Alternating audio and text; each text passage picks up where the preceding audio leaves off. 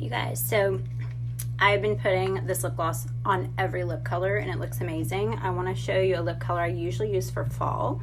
It's called Ruby Slippers, but it is like incredible for summer with this gloss. So we're going in with the cheeks because it goes on really sheer. So it'll just give like a flush of color. So super pretty. And then it's almost like my lip color. So it doesn't look like as dark as it does in the tube. And then we're gonna go over it with Sequin. Love. So with this shade, can y'all see how it's popping like that hot purpley pink?